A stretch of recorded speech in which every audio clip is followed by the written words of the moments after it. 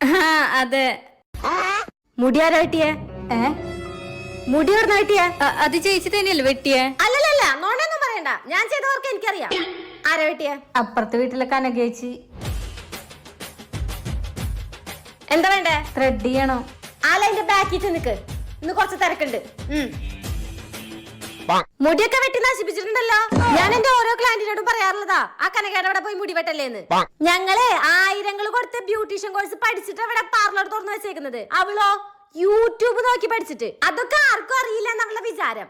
മുടി വെട്ടിയത് നന്നായിട്ടുണ്ടല്ലോ.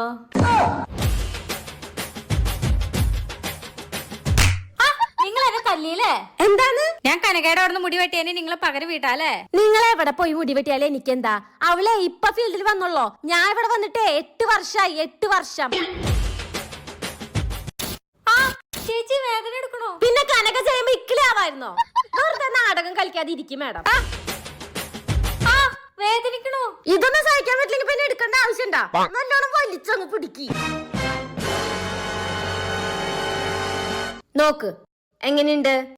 എന്താ ചേച്ചി കാണിച്ചു വെച്ചിരിക്കണേ? ഒന്ന് ചെറുതൊന്ന് വലുതുവാണല്ലോ. അത് നിങ്ങളുടെ കണ്ണിന്റെ പ്രശ്ന. ഒരു കുഴപ്പമില്ല, പെർഫെക്റ്റ് ആണ്. ചേച്ചി ഇതിന്റെ കനം വല്ലാതെ കുറവാ. പോയേ എണീറ്റേ, നാടകം കളിക്കാതെ പോയേ.